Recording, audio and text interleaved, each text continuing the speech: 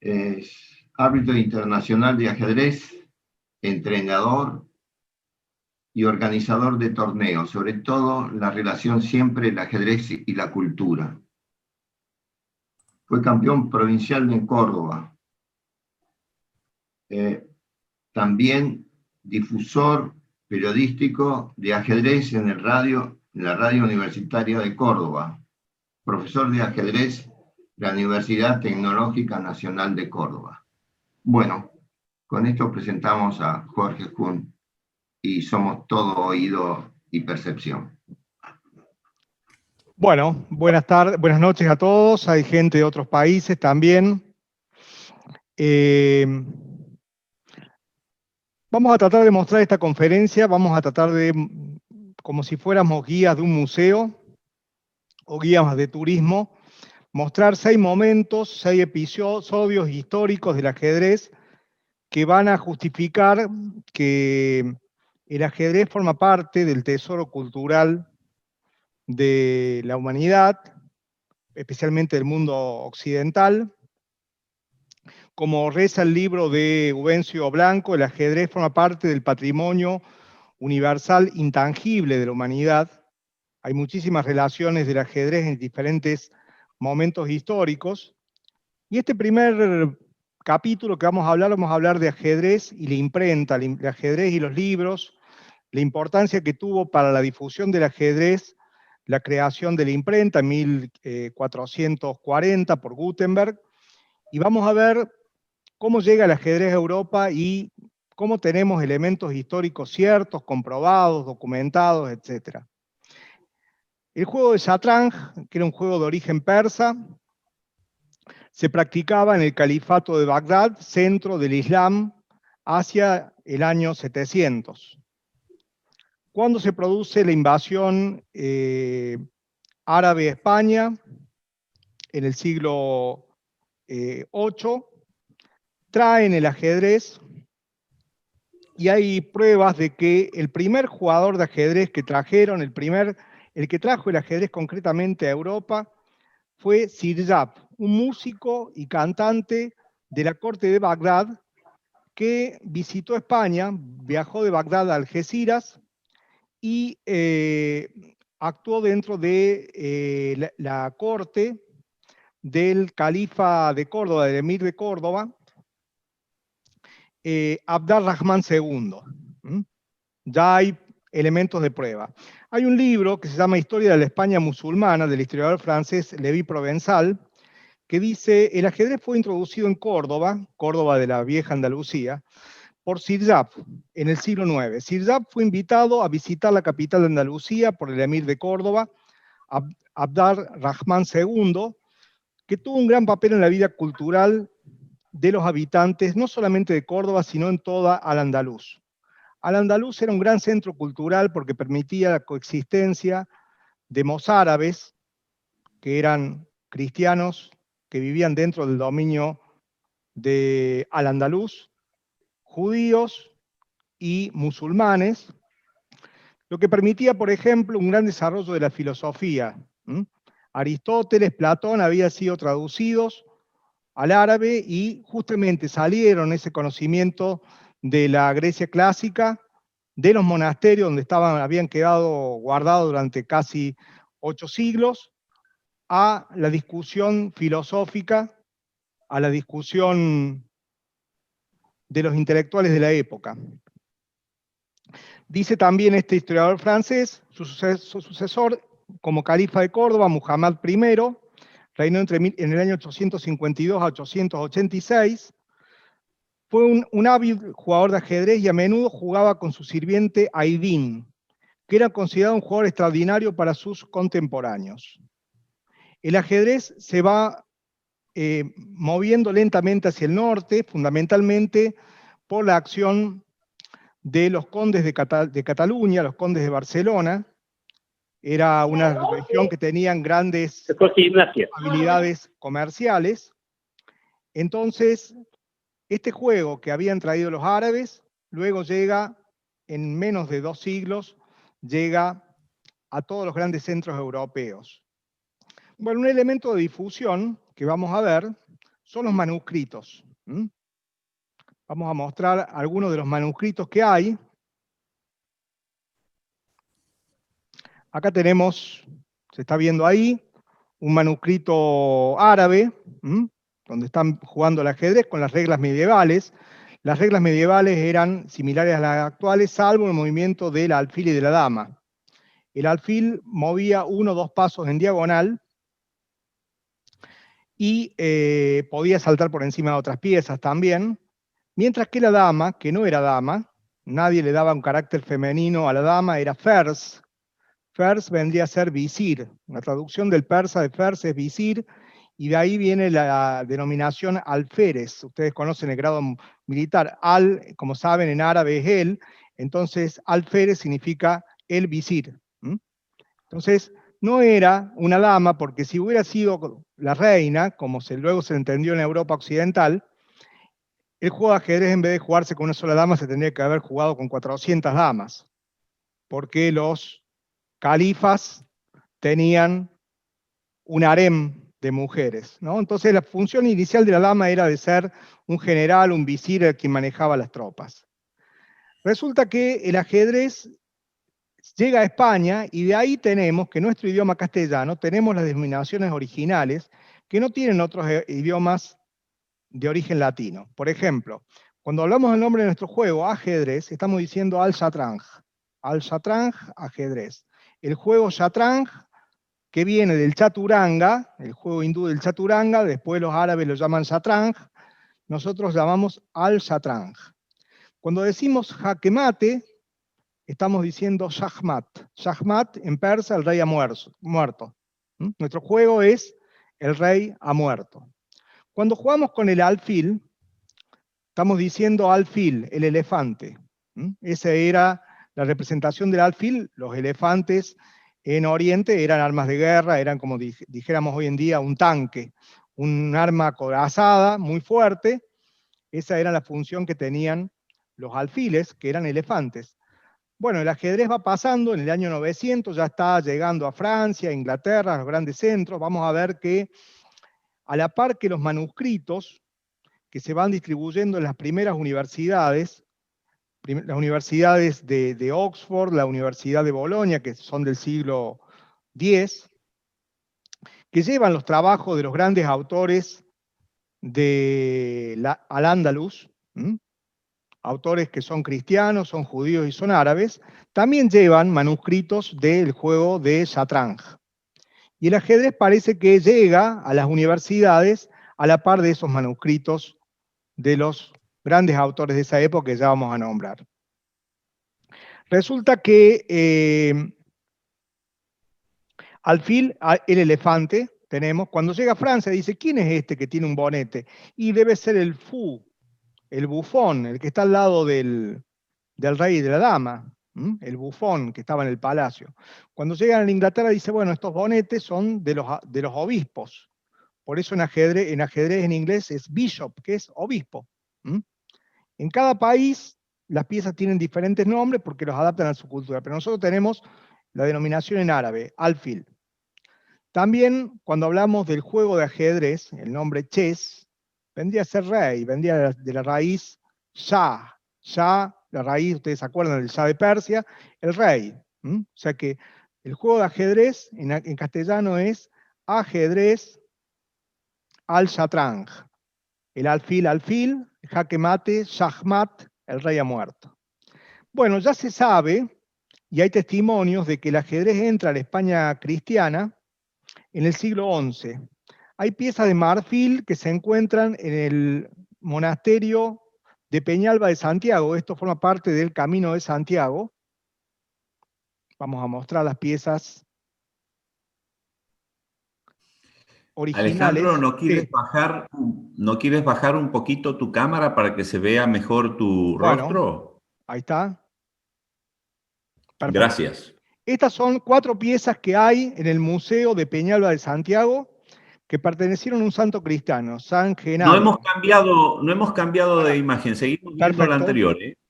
Tengo que hacer un nuevo share. Un momento.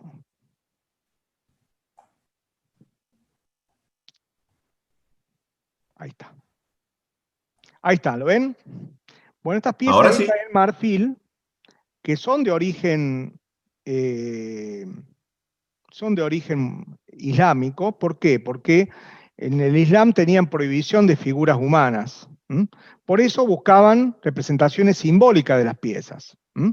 Tenemos las piezas más antiguas que se conocen en Europa occidental, y esto era cerca de en Galicia, en Peñalba de Santiago, están estas 4 piezas que pertenecieron a un santo llamado San Genadio, que era arzobispo de Astorga, también llamado San Juanancio. Vivió entre 1865 y el año 936. Dice la leyenda que estas piezas tienen cierto valor, tienen ciertas propiedades mágicas, y también hay piezas de otro santo,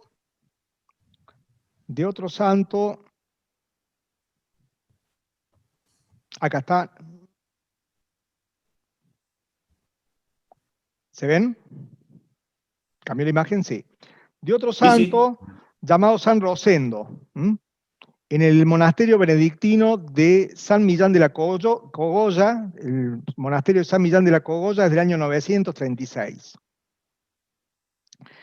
También se empieza a jugar ajedrez en la corte catalana, y de esa manera llega a Europa, y ya en el siglo XIII, en el año 1200, sabemos que el ajedrez se estaba jugando en los grandes centros culturales de Europa, en España, en Inglaterra y en Italia.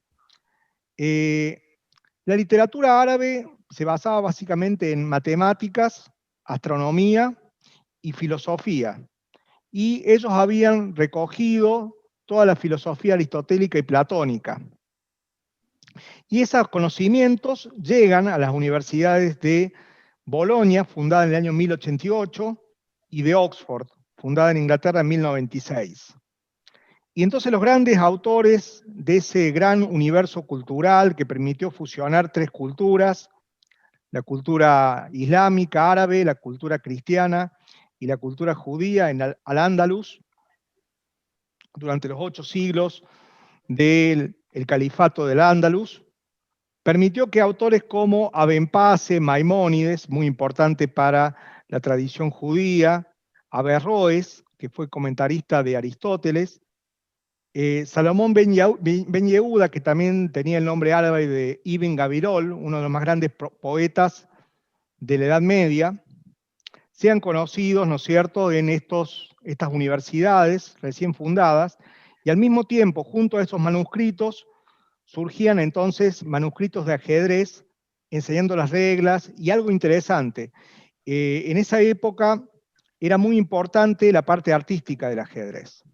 Resulta que así como el cuento ha sido el vehículo para el desarrollo de la literatura, se comenzó en todas las literaturas de todos los países con el cuento, incluso con el relato infantil, el final artístico, los problemas, fueron la fase artística del juego que tanto practican algunos socios del Club Argentino de Ajedrez, fueron lo que primero se mostró en estos manuscritos, recopilaciones de finales artísticos y de problemas. Yo les voy a mostrar el final artístico más antiguo que se conoce, y de paso vamos a mostrar cuáles eran las características de estos finales artísticos y cómo se difundían, que son de origen árabe. Bueno, ven aquí la posición. Estos eran problemas árabes llamados Mansuba. Hay colecciones de 100, 150 de estos problemas. Estos problemas generalmente tenían una historia, como la famosa historia de Dilaram. Dilaram era una princesa que tenía 2 pretendientes. Uno que era el que ella quería casarse con ese pretendiente, era joven, era buen mozo, pero era pobre. Y el otro era rico, viejo y poderoso. Entonces deciden, Dilaram logra convencer a su padre que se determine quién va a ganar la mano de la princesa a través de una partida de ajedrez. Está por abandonar la partida el jugador de blancas, que tiene torre de menos y ve que el mate en 1 es inevitable, y Dilaram, que jugaba muy bien al ajedrez, le dice: entrega tu torre, entrega el peón, entrega las 2 piezas, pero no entregues nuestro amor, ¿no? Entonces, gracias a esa ayuda extra reglamentaria, se da este famoso final artístico, posición persa del siglo X, jaque, única, jaque, única, jaque, única, mate. Mate en 5 jugadas, con jugadas forzadas, un final artístico, mejor dicho, un problema de mate, perfecto, económico, que para esa época tenía un gran interés y se mostraba como una expresión de belleza. Pudieron verle el final. Bueno, esta clase de colecciones de problemas eran muy habituales y además ha habido antes del español también manuscritos en latín que eran traducciones que hacían los monjes, fundamentalmente benedictinos, pero que no se conservan, no queda ninguno de estos manuscritos. Sí quedan 4 citas del ajedrez en hebreo. El más importante de estos escritos en hebreo, bueno, el pueblo judío ha conservado muchos materiales históricos, es la obra de Abraham ben Meir, que fue un rabino andalusí que nació en Tudela en el año 1092 y murió en 1167, y que escribió un poema sobre el ajedrez. Todavía se puede Seguimos leer. viendo Sí, la pantalla anterior, ¿no? estás viendo la pantalla. Bueno, vamos entonces a dejar de compartir y vamos a seguir. Bueno, también interesante para citar en esta época es algo que surge en Inglaterra. El ajedrez ya llega en Inglaterra y aparece una orden llamada exchequer. ¿Quién eran los exchequers? Eran los encargados de cobrar impuestos. Eran personas importantes a los cuales el rey le cedía el derecho de cobrar impuestos. Ellos tasaban las propiedades, sería una especie de AFIP del siglo XII, y estos exchequers tenían el grado de barón, tenían la característica, tenían el título de barón, y tenían una heráldica basada en el juego de ajedrez. O sea que estos exchequers, que eran los encargados de cobrar los impuestos, utilizaban una figura de ajedrez, un tablero de ajedrez escaqueado para demostrar que formaban parte de esta orden. También en esta época surge la primera ajedrecista femenina, Eleanor de Aquitaine. Eleanor de Aquitaine es considerada la primera jugadora de ajedrez con nombre y apellido que pasa a la historia, y en esa época se consideraba que el ajedrez era una de las virtudes galantes que tenía que tener un caballero para poder entrar en relación con alguna doncella. Muchas veces el jugar bien al ajedrez permitía en esa época poder ingresar a la alcoba de una dama con la excusa de jugar una partida de ajedrez. Y cuando digo alcoba también estoy citando una palabra de origen árabe. Al-Quba es el aposento, ¿no? O sea que también significaba el ajedrez la posibilidad de conseguir, no como ahora, pero sí en esa época, se conseguían doncellas gracias a jugar bien al ajedrez. Bueno, en el año 1283 aparece un libro fundamental, el Libro de los Juegos, que tiene 7 partes por el rey Alfonso X de Castilla. Es el primer gran libro de ajedrez. Vamos a mostrar alguna imagen del libro de Alfonso el Sabio. Acá tenemos una imagen del libro de Alfonso el Sabio. No lo escribió el rey.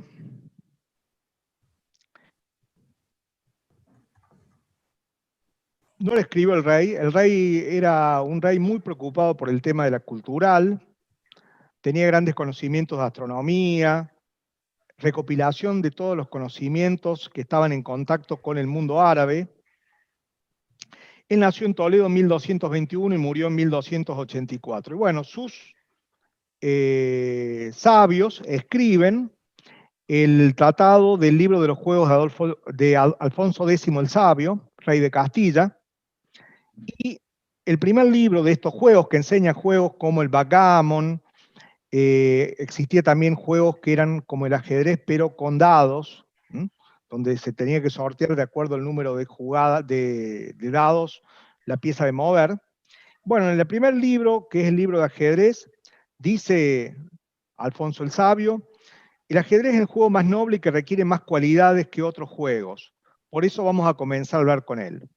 El libro cuenta con 103 problemas, que son transliteraciones de manuscritos árabes, donde el enunciado es juegan las blancas y dan mate en X jugadas. Resulta que este libro de Alfonso el Sabio permitió algo muy importante para la época, que era fijar un reglamento de juego, porque como se apostaba, era necesario jugar con reglas claras. Hoy en día yo me siento en una plaza de Vietnam, no sé una sola palabra de vietnamita, o me siento en un bar en Irán, no sé persa, y veo gente jugando al ajedrez, vamos a jugar con las mismas reglas. No así con otros juegos. Por ejemplo, el juego de damas no ha tenido tanta difusión como el ajedrez, porque hay más de 20 variedades de damas. Tenemos damas en tableros de 15 por 15, damas en tableros de 10 por 10, de 8 por 8. Tenemos las damas brasileras, las damas polacas, las damas rusas, las damas francesas, las damas españolas, todas con reglamento diferente, con lo cual no ha obtenido el juego de damas la difusión que tuvo el ajedrez. Bueno, este libro, el libro de los juegos de Alfonso el Sabio, de 1252, algunos lo dan 1284, todavía está. Hay una edición original en el monasterio del Escorial, y también hay una copia de 1334 de este libro, que fue hecho en forma manuscrita, no existía la imprenta todavía, y está encuadernado en piel de oveja. Resulta que era tan importante el ajedrez en la Baja Edad Media que los papas prohíben el ajedrez. El Concilio de París de 1212 prohíbe el ajedrez. Y uno dice, ¿pero por qué prohíben el ajedrez? Básicamente por dos razones, y la más grave es la segunda. La primera era porque se apostaba y la Iglesia estaba en contra de los juegos de azar. La segunda, porque desconcentraba a los clérigos que estaban en los monasterios. O sea que en realidad relajaba la moral, y había varios informes de que no trabajaban, no realizaban las tareas que tenían que hacer, no hacían la tarea que tenían previsto en las órdenes mendicantes, en los monasterios. Entonces, en el Concilio de París de 1212 se prohíbe el ajedrez. Inclusive reyes, como el rey San Luis de Francia, prohíben civilmente el ajedrez, pero esas prohibiciones tienen poco valor, porque el mismo San Luis de Francia tenía un juego de ajedrez que todavía se puede ver en el Museo del Louvre. O sea que el mismo rey que prohibió el ajedrez jugaba al ajedrez, ¿no? Bueno, después de este primer gran libro de ajedrez, vamos al libro de Jacobo de Chesolis, un fraile dominico de Génova. Nació en Lombardía. Esto es 1300, 1330, es la data de este libro. Este libro sí está disponible, es un manuscrito, pero tuvo tanta difusión el libro de Chesolis que era considerado un manuscrito que tenía tantos ejemplares. Bueno, acá tenemos un grabado medieval, ya lo vamos a compartir. Vamos a compartir el grabado medieval.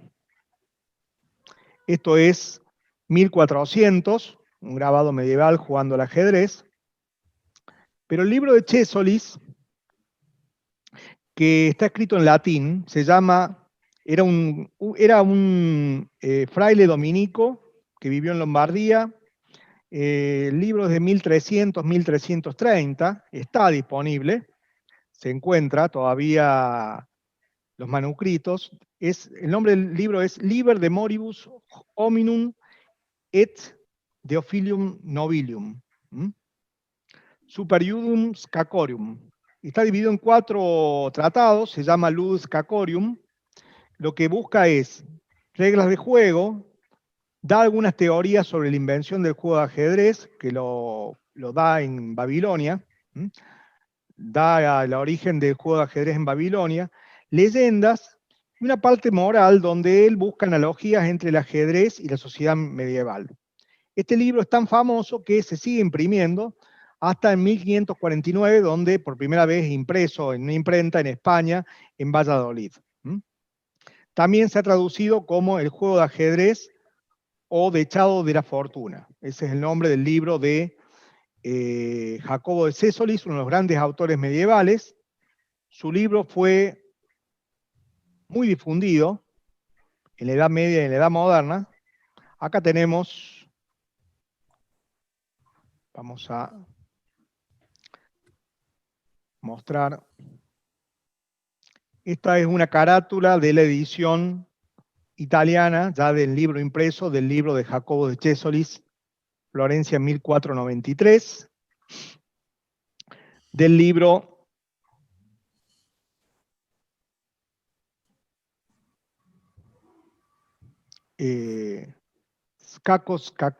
Scacorum, Ludus Scacorum, el juego de ajedrez.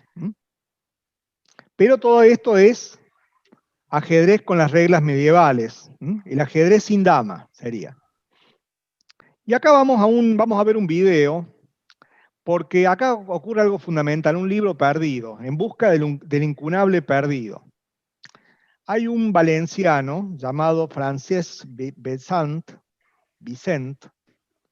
que vivió entre 1479 y 1523, que escribió un libro que se llamaba Libre del Jocs Partits d'Escacs, que fue publicado en Valencia en 1495. Ese libro hasta el año 1811 existía y estaba catalogado. Bueno, se sabe incluso quién fue el editor.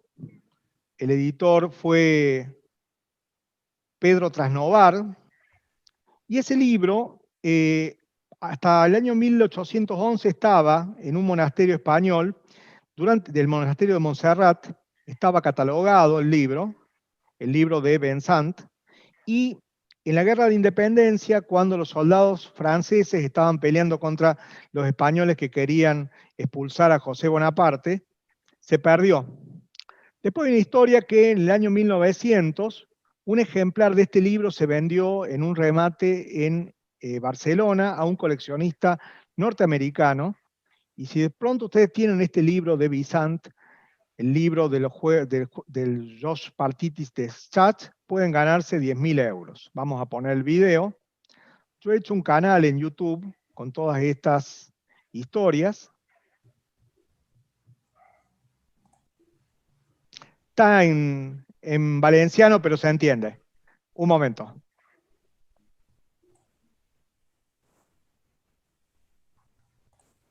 La va escriure un veí de Segorbe, Francesc Vicent, l'any 1490, un llibre perdut. El misteri envolta una obra de vital importància en la història dels escacs. Que és la primera obra impresa sobre l'escacs modern, l'escacs que se juga avui en dia. La va escriure un veí de Segorbe, Francesc Vicent, l'any 1495. Disposem d'informació del llibre gràcies a reproduccions posteriors italianes. És un llibre italià que està basat en l'obra, és pràcticament en la mateixa. Les últimes pistes el situen fa 2 segles a l'abadia de Montserrat. Investigacions posteriors apunten que un milionari nord-americà el va comprar. Pot estar en Estats Units. El que passa és que també se pot trobar un llibre en Itàlia o en qualsevol part del món. Per a incentivar la recerca internacional, diversos estudiosos com Rafael Solar i els ajuntaments de València i de Segorbe han instaurat un premi amb el sucor reclam de 18.000 euros. El llibre que es busca té unes dimensions semblants a este. És el grossor i el que és el tamany seria com este, perquè coincideix en el número de fulla i tot això. A on està? No ho sabem. Jo crec que 18.000 euros és la resposta. Hi pot haver més d'una còpia per tractar-se d'un llibre imprès. En qualsevol llibreria del món pot estar amagat el tresor. Bueno, se han hecho esta película sobre esto. Resulta que el libro de Francesc Vicent, que era un judío converso, es el primer libro con el ajedrez moderno, el ajedrez de la dama. El ajedrez donde la dama mueve como la dama actual, y está la pieza llamada dama. Muchos creen que esto fue como un homenaje que se le hizo a la reina Isabel la Católica, justamente estamos a 3 años del descubrimiento de América, pero resulta que no es así, debe ser si es un homenaje a su madre, a María de Castilla, porque en el año 1475 hubo un poema, Jazz de Amor, justamente en la zona de Valencia, que fue escrito por 3 autores, Francis de Castelvi, que fue el que jugó la primera partida con el ajedrez moderno, Narco Villonlén y Mossen Fenollar, son 3 autores de un poema, y en ese poema muestran una partida, describen una partida, y es la primera partida del ajedrez moderno con la dama que se mueve como la actualidad. Entonces, bueno, parece ser que ya antes, 1475, algunos dan entre 1460 y 1490 el surgimiento del ajedrez moderno en Valencia, y ese ajedrez moderno, el ajedrez de la dama, en muy pocos, sí, está, en la primera partida en la Mega Database 2020 es la partida de Castelvi contra Vinjolens, la partida más antigua que se conoce. Entonces, antes del descubrimiento de América, probablemente ya existían partidas con el ajedrez moderno.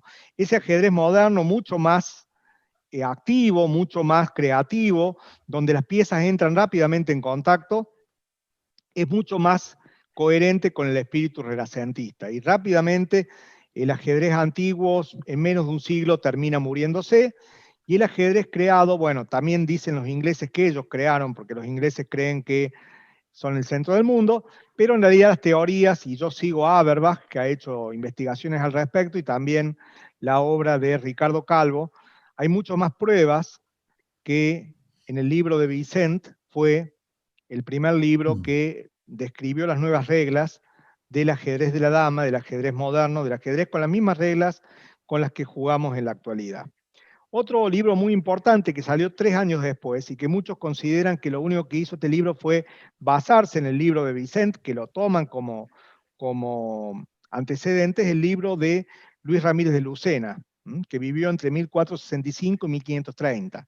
El libro de Lucena, Repetición de Amores y Arte del Ajedrez, está datado en 1497, es un libro que está disponible, el libro de Luis Ramírez de Lucena, hay ejemplares, ya es un incunable, lo mismo que el libro de Vicent.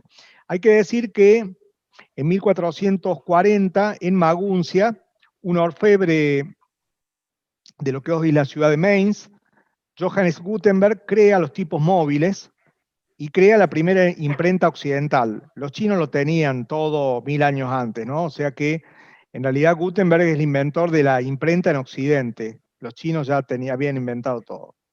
Y resulta que aparece toda la industria editorial en lo que llamaban los incunables, la primera generación de libros que había, donde el imprentero era el editor, era el imprentero, era el librero que vendía los libros, era el que corregía los libros, eran libros artesanales, preparaba la tinta, creaba los tipos móviles y ponía una especie de filigrana para indicar su autor. Los incunables son libros entre 1440 y 1500, y en esa bibliografía había muchísimos libros de ajedrez.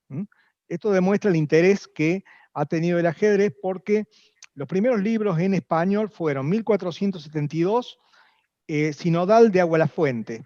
Es una reunión de obispos, entonces publicaron un libro con las conclusiones de este sínodo que tuvo lugar en España. En 1478 se publica la Biblia, en 1492 la gramática de Antonio Nebrija, que fija la lengua castellana, y ya en 1495 tenemos el primer libro, el de Vicent, que puede estar en alguna biblioteca vaticana o puede estar en Estados Unidos. Ese libro se tuvo noción hasta 1811 que existía, y hubo una venta del libro en una subasta en 1910 en Barcelona, y 2 años después el libro de Lucena. Bueno, esto ya abrió grandes posibilidades para el ajedrez, porque el ajedrez se difundió y tenemos ya en la edad moderna cientos de autores y de grandes libros. Podemos decir entonces que el ajedrez se pudo difundir gracias a la industria editorial recién creada, la importancia que tenía para la sociedad medieval el ajedrez. Se jugaba en las cortes, los reyes contrataban a grandes ajedrecistas para que integren su corte, y dentro de esas preocupaciones que tenía la sociedad de la Edad Media a la Edad Moderna, el material relacionado al ajedrez. Libros que enseñaban a jugar al ajedrez, que mostraban posiciones, eran fundamentales. Vamos al segundo episodio, que habla de un ídolo. ¿Sí? Alejandro, Sí. es una pena, pero se te va la cámara para arriba y cada vez vemos perfecto. menos. A ver, de tu ahí lo rostro. ponemos bien y seguimos. ¿Estamos bien? Gracias. Bueno. Perfecto. Segundo episodio, los ídolos. Para que cualquier disciplina se desarrolle necesitamos tener ídolos. ¿Cuántos han aprendido a tocar la guitarra a partir del boom del boom del folclore de la década del 60 o con los grupos progresivos de la década del 70, ¿no? ¿Cuánto hemos comprado nuestra primera raqueta gracias a Vilas? ¿No? En el ajedrez necesitamos tener ídolos, no siempre en la historia hemos tenido grandes ídolos, y tenemos un primer gran ídolo, una persona conocida, como si dijéramos hoy en día, Paul McCartney juega al ajedrez y juega muy bien y es el campeón mundial. Esa gran figura, que por ahí no ha sido justipreciada, ha sido Philidor. Francisco Andrés Danicán Philidor fue el mejor jugador del siglo XVIII y fue también uno de los grandes músicos clásicos. Un pequeño resumen de la vida de Philidor. Philidor nació en Dreux, cerca de París, el 7 de septiembre del año 1726 y murió antes del inicio del siglo XIX en Londres, el 31 de agosto de 1796, a los 70 años. Venía de una familia de músicos, 5 generaciones de Danicán eran músicos, y resulta que el apellido Philidor no era un apellido, era un apodo familiar. Resulta que su tío abuelo, André Danicán, tocaba muy bien el oboe, entonces el rey Luis XIV, el rey Sol, le puso el apodo, usted es el Philidori. Philidori era un oboísta que era considerado muy virtuoso en esa época, en Italia. Usted es el Philidori francés, usted es el Philidor. Hilos de oro, porque era rubio, ¿no? Bueno, como ese apodo de toda la familia Danicán fue pasando, entonces habían sumado el apellido Danicán, el seudónimo Philidor, que venía de Philidori, porque eran familias de músicos de varias generaciones, 5 generaciones por lo menos. El tío abuelo, el padre de Philidor, Michel Danicán, también había sido músico de la corte, y Philidor fue músico de la corte de Luis XV y Luis XVI. Y era un niño prodigio no solamente en ajedrez, porque ya a los 6 años ingresa al coro real de niños. El rey Luis XV le gustaba todos los días recibir a los niños que le cantaban canciones, y en ese grupo ingresó a los 6 años Philidor, Francisco André Danicán. A los 11 años ya componía canciones y en su adolescencia estudia con los mejores músicos franceses, composición, armonía, o sea que hizo una carrera musical impresionante, y en el año 1740, cuando tenía 14 años, ya es contratado como músico real, músico de la corte. El famoso escritor, filósofo francés Diderot decía que se llamaba Philidor el Sutil, o sea que consideraba que la característica musical de Philidor es la sutileza. Bueno, aprende a jugar al ajedrez. Algunos dicen que cuando estaban esperando la llegada del rey se ponían los músicos a jugar al ajedrez. Ahí aprendió a jugar a temprana edad, concurría al Café de la Regence y rápidamente se dieron cuenta que no solamente era un gran talento musical, sino también un gran talento ajedrecístico, ¿no? No tenía rivales en Francia en esa época. Philidor, no soy un gran seguidor de la ópera francesa, es una ópera un poco menor comparando con la ópera italiana y la ópera alemana, pero es considerado el mejor autor de la ópera francesa del siglo XIX, del siglo XVIII. Tiene 20 óperas compuestas y también cantatas, tiene una obra musical muy importante. También escribió obras para rituales masónicos. Philidor se da cuenta de la situación política de Francia, la situación económica previa a la Revolución Francesa, 1789, se va de Francia, nunca más regresó, y durante la Revolución Francesa su nombre es prohibido, o sea, queda censurado, su obra queda totalmente olvidada, y se radica en Londres, otro gran centro cultural y ajedrecístico de la época, donde vence a todos los jugadores de su época.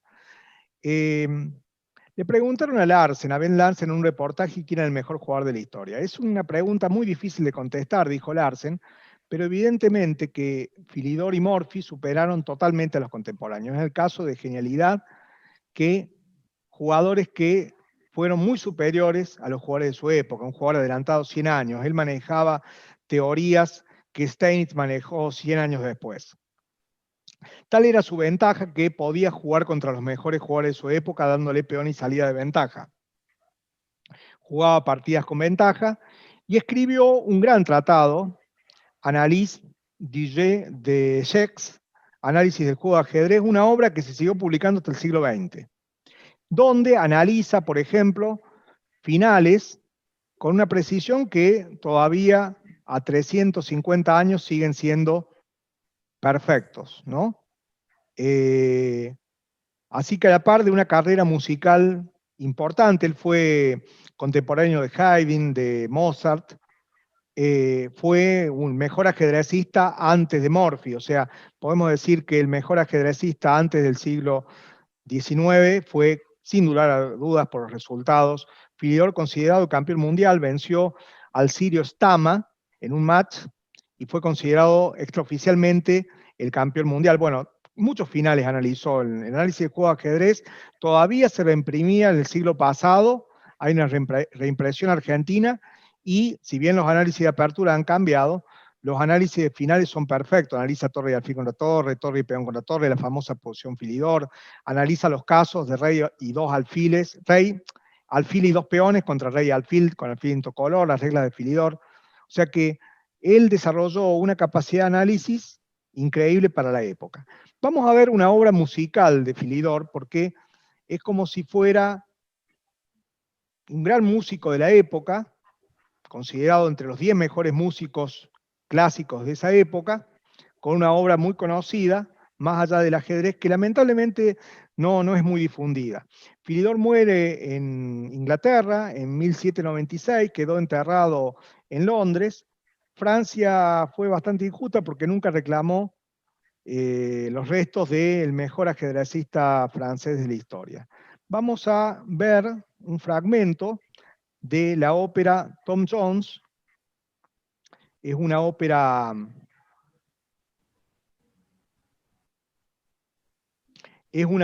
cómica que es considerada la mejor obra musical de Philidor. Les voy a compartir también un material que está en ruso y en inglés, que está justamente la obra musical y la obra ajedrecística de Philidor. La vida y la obra de Philidor. Esta es la obertura de la ópera.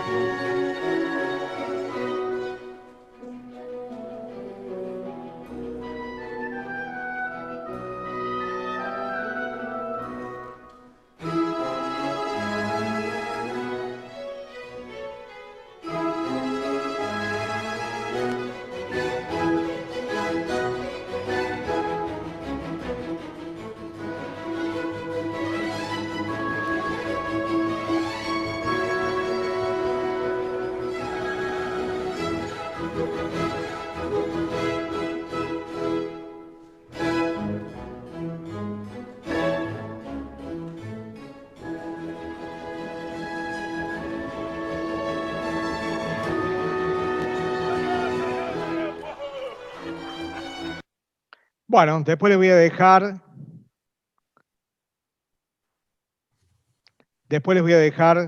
un link al final con, ustedes van a poder ver la ópera completa, búsquenla de todas maneras, Philidor en YouTube, van a encontrar la obra musical que es bastante vasta, todavía hoy se reproduce, así que bueno, tuvimos un mejor jugador de la historia, un campeón mundial extraoficial muy conocido, y que permitió la gran difusión del ajedrez, no solamente por su talento ajedrecístico, sino también por su talento musical y también por su obra literaria en ajedrez, muy importante. Tercer momento histórico, el primer torneo del ajedrez moderno, Londres, 1851.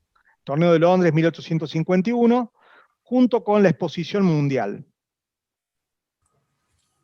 1851, ya el ajedrez había salido de los palacios, ya el ajedrez había salido de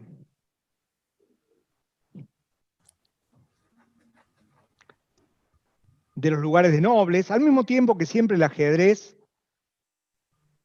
además del ajedrez destinado a los nobles, siempre se jugó ajedrez fundamentalmente como elemento de apuestas en los mercados, en las ferias. O sea que, más allá de este ajedrez elitista que existió, siempre existió, ahí está el torneo de Londres de 1851, siempre existió un ajedrez popular, un ajedrez en las ferias, donde se apostaba y se jugaba ajedrez y había necesidad de jugar con reglas claras, porque si hay un juego que se juega con una apuesta, tiene que haber un reglamento único. Y venían los comerciantes de otros países, fue muy grande la difusión que tuvo el ajedrez por parte de la comunidad judía también.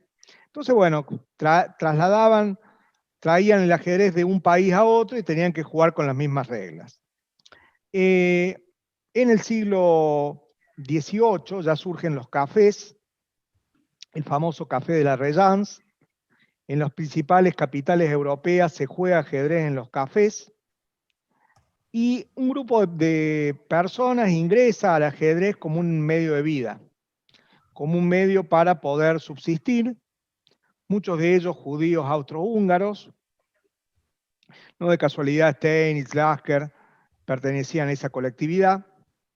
Y en 1851, en plena revolución industrial, se produce la primera exposición mundial en Londres, donde se tienen que mostrar, la idea de esta exposición universal en Londres, primera exposición universal, era mostrar todos los progresos tecnológicos que había conseguido, la máquina de vapor, los primeros ferrocarriles, los automóviles, y Howard Stoughton, el mejor jugador de ajedrez entre 1843 y 1851, jugador inglés, creador del modelo Stoughton, pero también de una importante trayectoria ajedrecística, se le ocurre organizar un torneo que es el primer torneo internacional de la historia.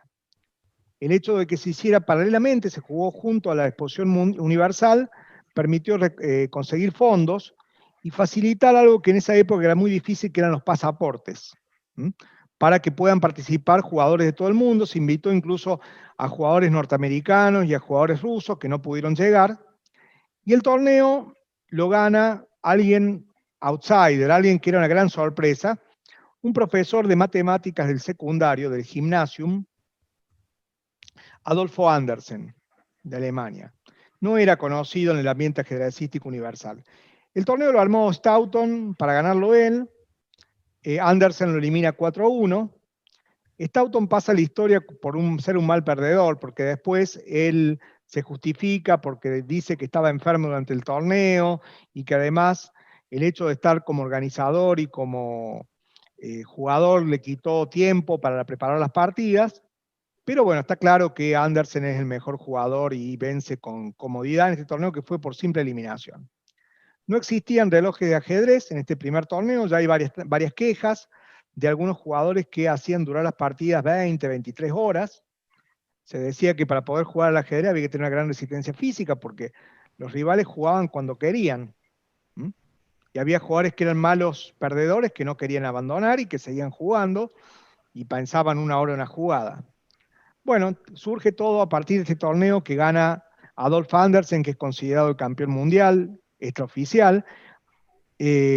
Muchas cuestiones que tienen que ver con el ajedrez como deporte. Londres 1851 es el nacimiento del ajedrez como deporte, y en los próximos 25 años tienen que empezar a legislar el uso del reloj, primero se prueba con un reloj diferencial, un reloj de arena, que se va dando vuelta, y eso va midiendo el tiempo. O sea, en realidad no mide tiempo, sino diferencia de tiempo. O sea que cuando un jugador le sacaba, no sé, 45 minutos de ventaja, ganaba por tiempo. Pero tampoco eso determina el final de la partida, porque con un reloj de arena la partida puede durar 10 horas, 12 horas, 15 horas.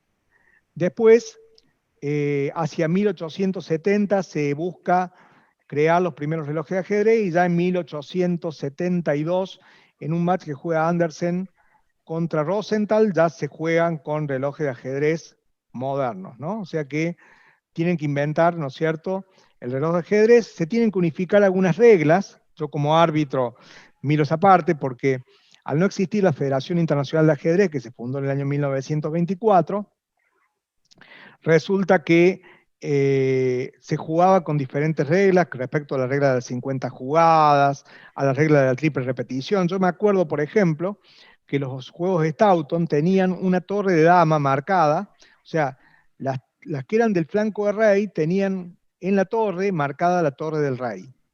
Un dibujito de la torre en la casilla, porque se consideraba que no eran iguales las posiciones si cambiaban de lugar las torres. O sea que se tiene que afinar el reglamento, y comienza toda la época de grandes torneos a partir de 1851, de esta idea de Stoughton, que no le fue bien, porque él no ganó el torneo.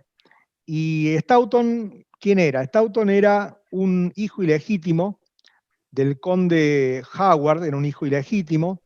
Pasó una infancia con grandes penurias económicas, pero después empezó a sobresalir no solamente como ajedrecista, sino como escritor.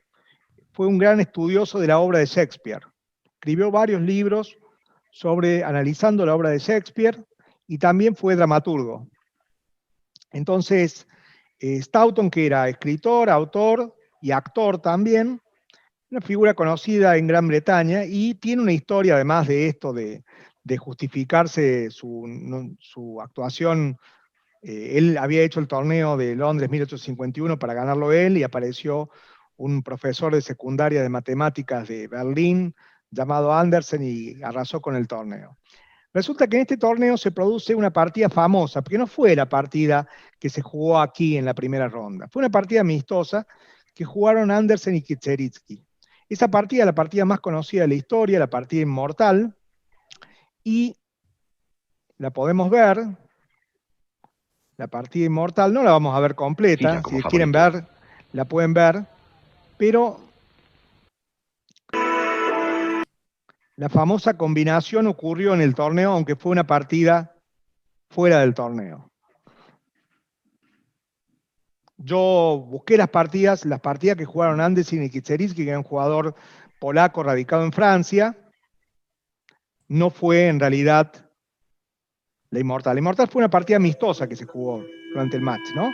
Famoso, están viendo ahí, famoso mate con el sacrificio de las dos torres. La partida inmortal se jugó no en el torneo, sino una partida fuera de competición entre dos jugadores, Adolf Andersen, que justamente por esas grandes combinaciones, esta y la siempre viva que le ganó Dufresne el año siguiente, pasa a ser como el más grande combinador de la escuela romántica en su tiempo.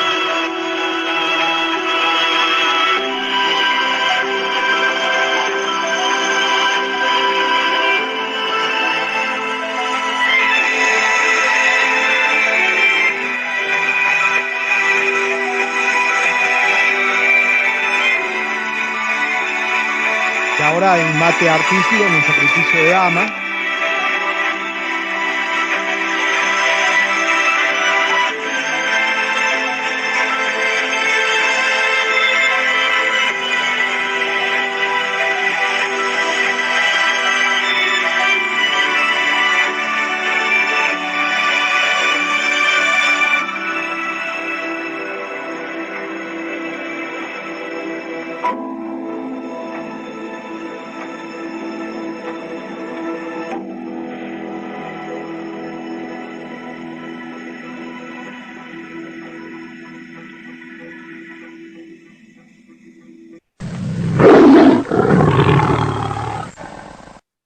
Bueno, entonces Londres...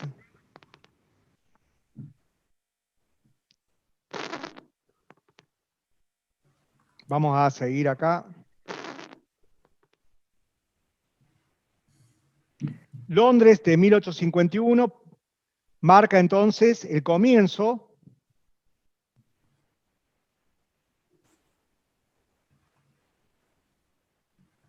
del ajedrez como deporte. En esto hay que decir que, bueno, sí, eso lo han inventado los ingleses, que es la actividad deportiva. El ajedrez pasó de las cortes, de los mercados de la feria de la Edad Media, a los cafés en la Edad Moderna, en los cafés, y a partir del torneo de Londres y una serie de torneos que se empezaron a jugar, pasó a ser una actividad deportiva en ambientes cargados de humo, donde los jugadores fumaban habanos y todo lo que sería el ajedrez ya competitivo, y la creación del título mundial en 1886, creación de Wilhelm Steinitz, pero que será otra historia. Lo último que quería mostrarles de Stoughton es que aparece otro que tendríamos que hacer un capítulo aparte, que es Paul Morphy.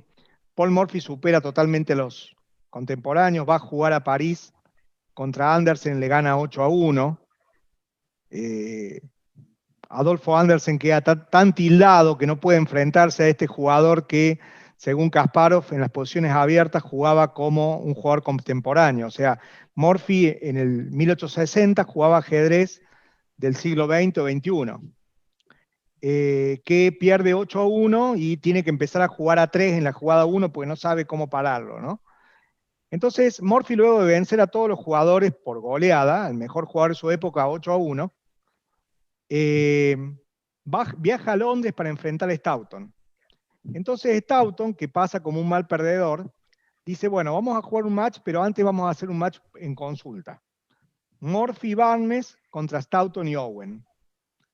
Y bueno, Owen y Barnes eran jugadores de segunda línea, eran jugadores 15, 20 del mundo.